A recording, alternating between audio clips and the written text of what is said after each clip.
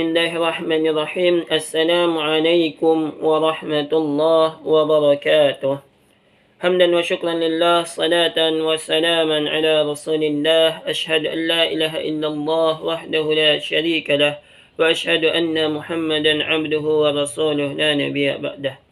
Perkenalkan, nama saya Fakhrul Islami, jurusan PKMI, kelas E20 semester 4. Baiklah, pada kali ini saya akan menjelaskan tentang metode tahfiz Al-Quran untuk anak usia dini.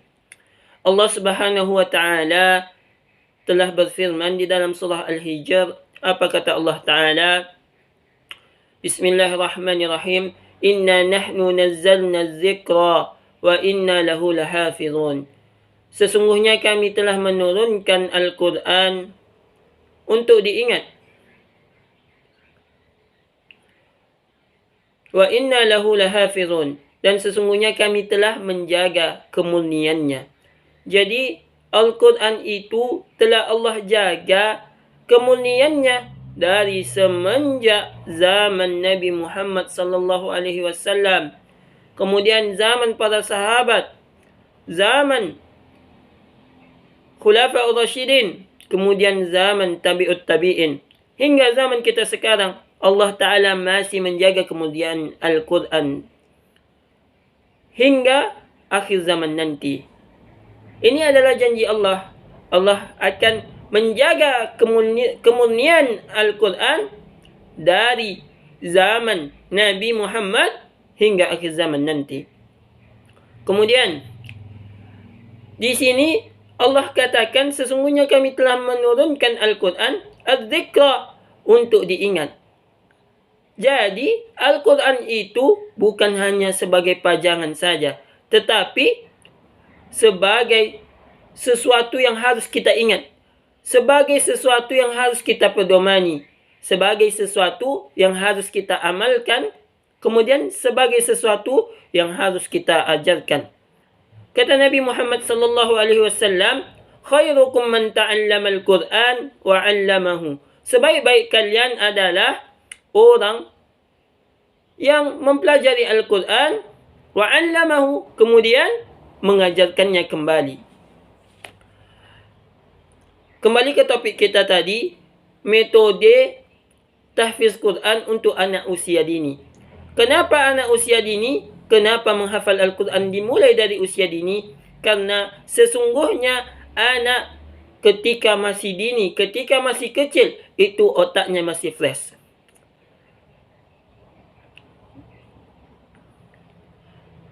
Otak anak ketika masih kecil itu masih fresh. Jadi ada sebuah pepatah mengatakan, belajar di waktu kecil itu bagaikan mengukir di atas batu, sedangkan belajar di waktu besar itu bagaikan mengukir di atas air. Kenapa dimisalkan seperti itu? Karena batu ketika diukir, perlahan-lahan pasti dia akan terbentuk. Pasti ia akan bisa terbentuk. Sedangkan air, sedangkan orang dewasa, pikirannya sudah banyak, masalah dalam kehidupannya sudah banyak, dosanya sudah banyak. Maka ketika dia belajar, hanya ketika dia dewasa saja, maka itu akan terasa sulit. Seperti itulah perbandingan ketika belajar di waktu kecil dan belajar di waktu besar. Kemudian Allah Subhanahu wa Ta'ala berkali-kali mengatakan di dalam surah Al-Qamar, Bismillahirrahmanirrahim, wa laqad yassarna al-Quran lidzikri fahal min muddakir.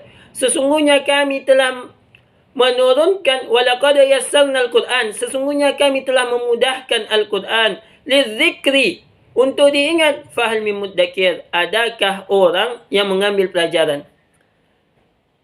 Di dalam Al-Quran, di dalam surah Al-Qamar tersebut, Allah mengulangnya berkali-kali. Maka itu sebagai pelajaran bagi kita, bahwasanya menghafal Al-Quran itu tidaklah sulit, apalagi untuk anak usia dini. Kemudian Allah Ta'ala juga mengatakan, وَلْيَخْشَ الَّذِينَ لَوْ تَرَكُوا مِنْ خَلْفِهِمْ ذُرِّيَّةً ضِعَافًا خَافُوا عَلَيْهِمْ.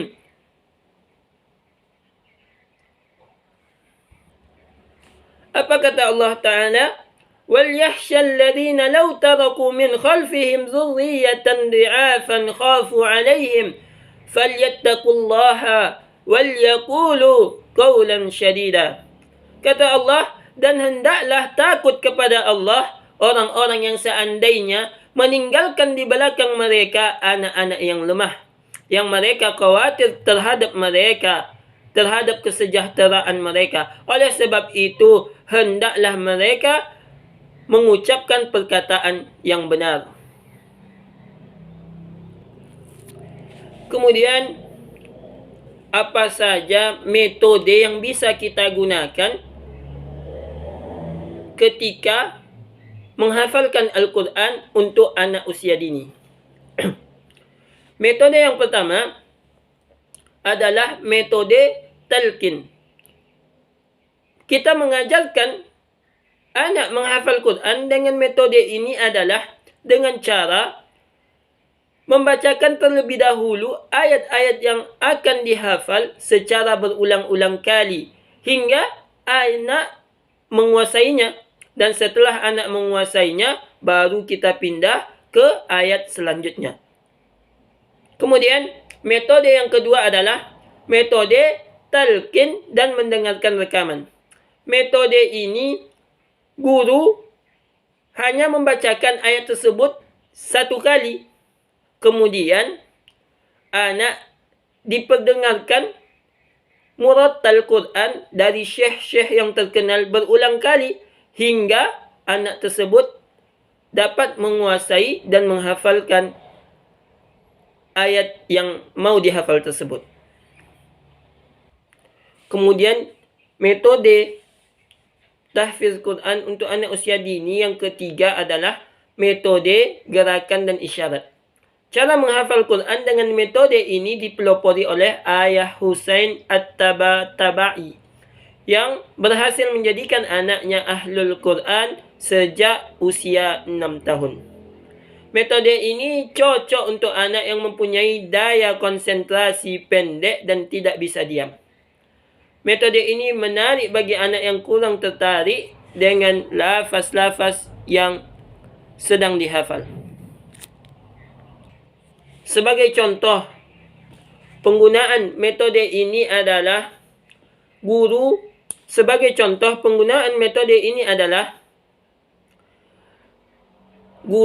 dapat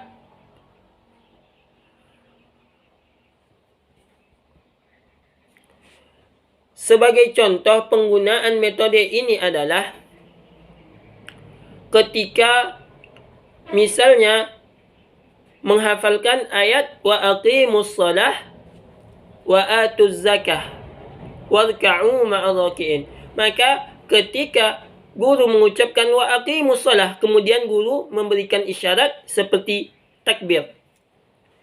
Wa aqimus shalah, guru mempraktekkan gerakan takbir. Kemudian wa atuz zakah, guru menghentakkan seperti tangan ingin memberi zakat. Kemudian warka'u ma'ar raki'in, guru mempraktekkan tata cara rukuk. Seperti itulah metode ini. Maka di dalam metode ini guru harus paham betul, harus menguasai betul tentang makna ayat yang akan diajarkan kepada anak didik. Namun kelemahan metode ini adalah ketika guru ingin menghafalkan Al-Quran kepada anak didiknya, maka gerakan isyarat itu terlalu sempit untuk menjelaskan, untuk memperagakan ayat-ayat Al-Quran yang bersifat abstrak dan cakupannya itu adalah sangat luas. Kemudian metode tahfiz Quran yang keempat adalah metode membaca ayat yang akan dihafal. Metode ini mensyaratkan bahwasanya anak itu sudah bisa membaca Al-Quran dengan baik. Karena metode ini adalah metode pribadi. Jadi anak tersebut ketika ia telah pandai membaca Al-Quran, maka dia membaca berulang-ulang kali ayat yang ingin ia hafal. Kemudian ia ulang-ulang hingga ia menguasai ayat tersebut. Kemudian metode yang kelima adalah metode menghafal Al-Quran dengan merekam suara guru dan anak. Jadi metode ini yang paling berperan adalah guru. Kalau misalnya orang tua juga telah menghafal Al-Quran dengan baik, lebih efisien metode ini dilakukan oleh orang tuanya. Kenapa? Karena metode ini memerlukan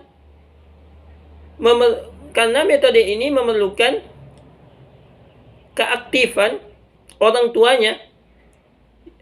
Jadi metode ini yaitu dengan cara orang tua membacakan ayat Al-Quran, ayat yang akan dihafal, kemudian direkam.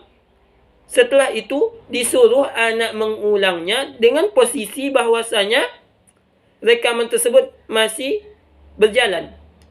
Jadi nanti ketika setelah direkam, maka anak diperintahkan untuk memperdengarkan berulang kali ayat atau bacaan yang telah direkam tadi. Jadi kemudian orang tua bisa menentukan kapan waktu hafalan anak tersebut akan disetorkan kepadanya. Kelebihan metode ini adalah ketika anak itu mendengarkan suara orang tua dan suara dirinya, biasanya anak lebih tertarik. Ia lebih menyukai untuk mendengarkan suara dirinya sendiri. Kemudian, kelebihan dari metode ini adalah anak bisa membandingkan antara bacaan orang tuanya dan bacaan dia. Dan dia bisa menilai di mana letak kesalahan pada bacaannya tersebut. Kemudian, metode tahfiz Al-Quran untuk anak usia dini yang keenam adalah metode memperdengarkan rekaman bacaan ayat Al-Quran dari guru dan anak sebayanya. Metode ini hampir sama dengan metode sebelumnya. Namun, metode ini menggunakan dua cara. Yang pertama, bahwasanya guru mengumpulkan minimal 4 orang anak yang memiliki suara yang bagus, bacaan yang bagus, serta pengucapan makhrajul huruf yang bagus. Jadi, anak tersebut dikumpulkan, kemudian guru membaca dan disuruh anak berempat tadi membacanya kembali. Kemudian direkam. Kemudian yang kedua, orang tua itu bisa meletakkan speaker atau pengeras suara di tempat yang sulit dijangkau oleh anak. Kemudian biarkan anak tersebut bermain, melakukan aktivitasnya sendiri. Tetapi rekaman tadi tetap diputar. Sehingga apa? Sehingga anak cenderung akan terasa rileks. Anak akan perlahan-perlahan mengulang apa yang telah ia dengar tadi. Bahkan ketika berjumpa dengan teman-temannya, ia akan membaca ayat tersebut. Baiklah, mungkin itu saja yang dapat saya sampaikan. Semoga bermanfaat bagi kita semua. Semoga dapat menjadi pedoman bagi kita dalam mengajarkan Al-Quran terhadap anak-anak kita ataupun murid-murid kita. Wabillahi taufiq wal hidayah wa ridha wal inayah. Assalamualaikum warahmatullahi wabarakatuh.